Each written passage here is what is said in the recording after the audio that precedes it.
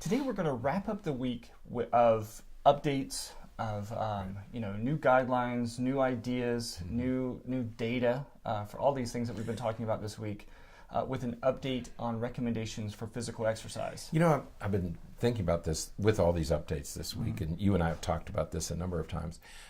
We decided to do these updates because things just appear in the news, and it struck us that, wow, let's see what else has been updated. So we've seen updates on children's mental health, college mental health. This happens to be about exercise. And as I was reading this article, I thought, you know, I've always wondered how people find out about this stuff. You know, in the old days, before the internet, it was really difficult because if you weren't a part of an organization, a professional organization, you just didn't hear about this stuff, okay? The government would publish things, but nobody had access to them. With the internet, you can at least get access to these things. But even with the internet, how would you know that this has been published? Okay, so we're happy to say that we're looking at these things, trying to keep up with them, and we'll pass them on to you, because I think today's podcast is a discussion about a really important document that is relevant across demographic groups, across ages, across ethnicities, across physical conditions. So I think this podcast is going to will appeal to everybody. Okay? Absolutely. There's a little something for everyone. So in 2008, the U.S. Department of Health and Human Services published its first edition of the Physical Activity Guidelines for Americans. That's right. All right. How much should you be doing? Right. Recently, this year, they published a second. The revision. A revision of that. So the revision happened. We're not inventing this stuff. They just decided that 10 years later, yesterday we saw a study from 2007 to 2017.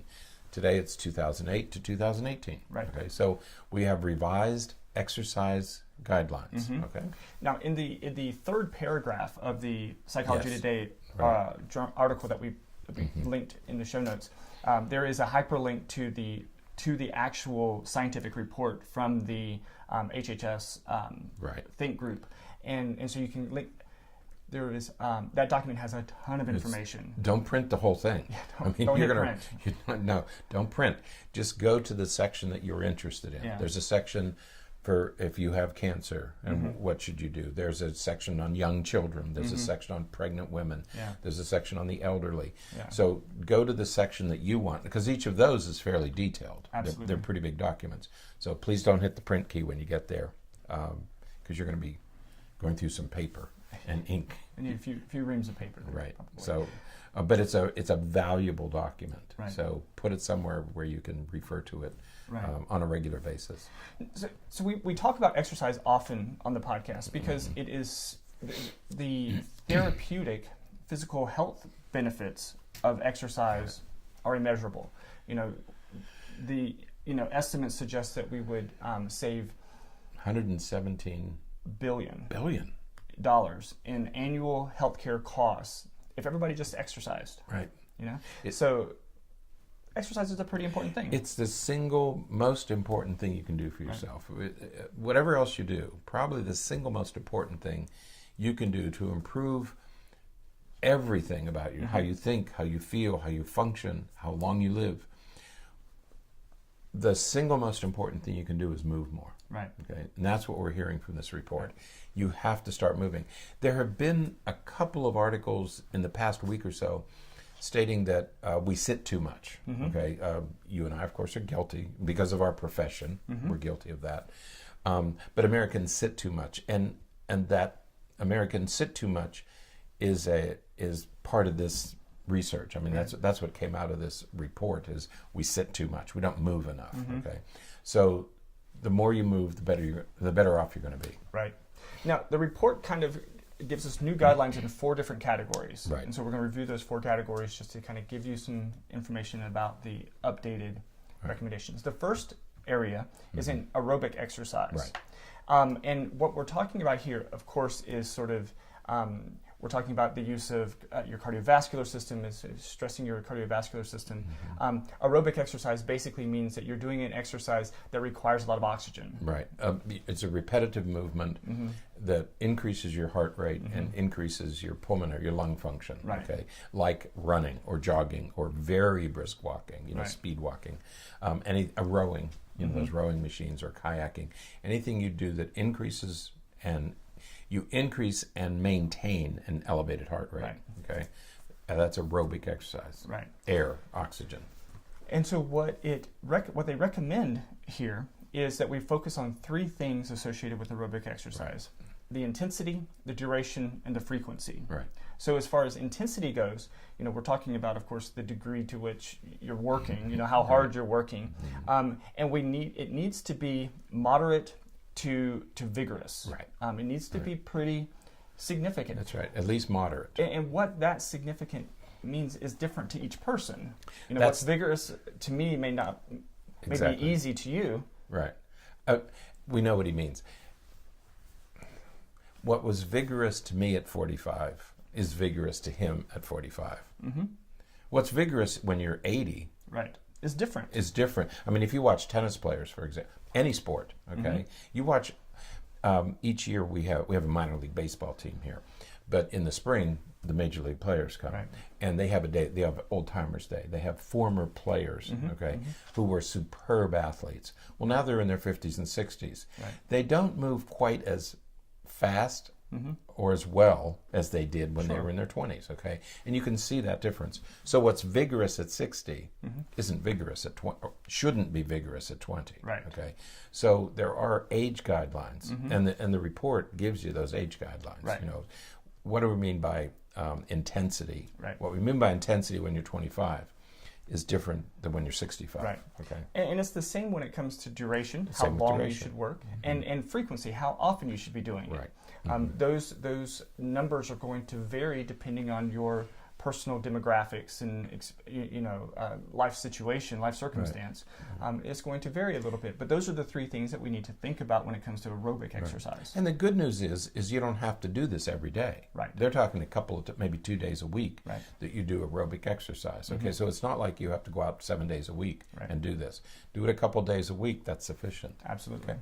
The same thing sort of goes with the second area, which is muscle strengthening activities. Now, if you want to chide me about something, if you care to, if you have the heartlessness, the cold-hearted part of you, muscle weakness is where you can take me to school. You get weak in a hurry as you age. Yeah. And you can tell the difference. You can tell it in simple things, lifting simple objects. And I've watched my parents. When my father was a carpenter. I mean, he was a construction worker.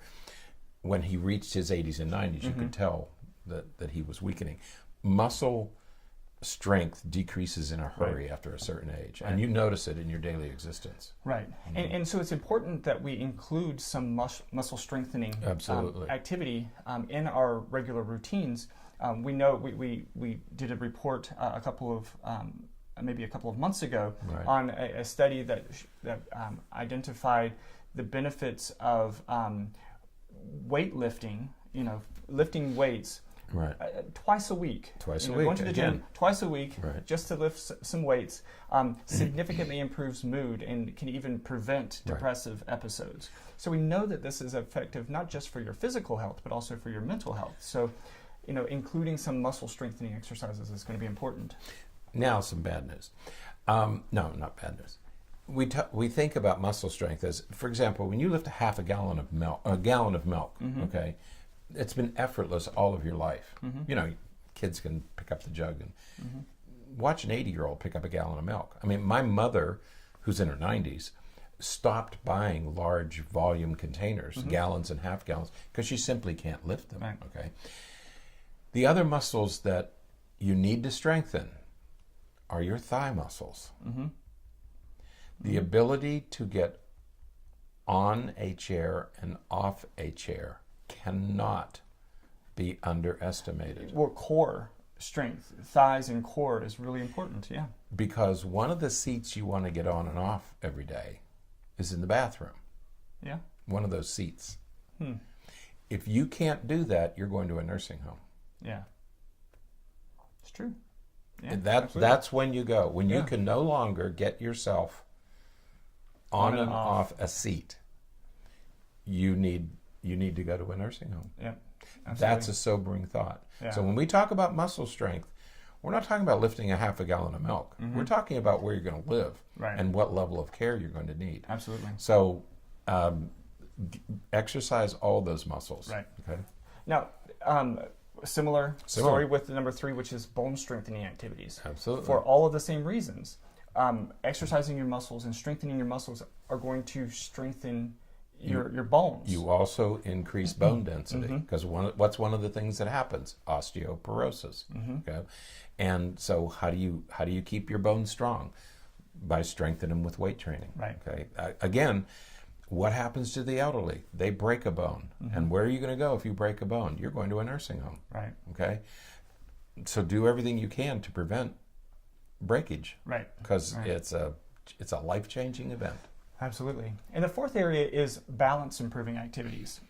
I was just talking about core. Right. This is all about core. Being able to maintain your balance, being able to prevent falls and prevent disorientation and some of those kinds of things. You need to have that core strength, but just overall balance to be able to sort of keep yourself maintained. I'm smiling because when I had my hip surgery, you suddenly become aware of how important balance is. Right. And if you watch, the elderly will talk about this. They'll say stepping off a curb becomes a major event. Right. Because you no longer, when you stand on one leg, and we do this all the time with children, stand on one leg to make sure they're bilateral development.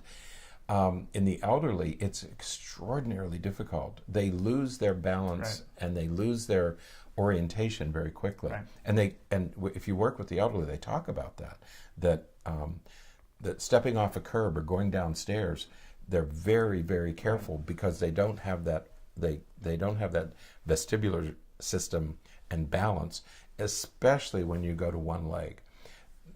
Friends of ours have a swimming pool, and for a long time I had trouble getting into it because I couldn't squat on one leg. I did, because they tear up your muscles when you do that hip surgery. So until your muscles come back, you can't do that. I thought, oh, this is what it's like when you're older and you don't have the muscle strength to balance yourself on one leg. Yeah. So overall, the HHS recommends 4 key physical activity guidelines. Right. The first you mentioned already. We need to move more. We need to move more and sit less as a whole. Okay. The second thing is the amount that we should be exercising. Right. And it says that adults should do at least 150, that's 2.5 hours, to 300 minutes, that's 5 hours, a week of moderate intensity. Right. Of aerobic exercise. Of moderate intensity, vigorous intensity, aerobic exercise. Right. So 2.5 hours, about a half hour a day. Right. Okay. If you did a half hour a day or 40 minutes a couple times a week, if you did 40 minutes, 4 times, a couple times a week, you'd be up to the 300. Okay. Right. So they recommend moderate. So don't go for a stroll. You have to get your heart beat up. 150 to 300 minutes per week. Right. Okay. Of aerobic exercise. Right. Number 3 is that we should be doing physical activity beyond that. With the with muscle building, right, and that is to actively strengthen your muscles and increase muscle density. And they recommend that about the same amount of time devoted to muscle strengthening. Right. So probably the best way to do this, what we're going to recommend to people, is that they decide what exercises they're going to do. And so just like any athlete, Tuesday is devoted to weights, Wednesday is aerobics, Thursday is balance, Friday is, so just organize your week so that you can include, because it's important that you include all of these. If your aerobic exercise is also muscle strengthening, okay, then you've got both. But save time and build in some muscle strengthening, bone strengthening exercises. Right. And finally, circling back to the aerobic exercise, they say that they recommend the 150 to 300 minutes a week.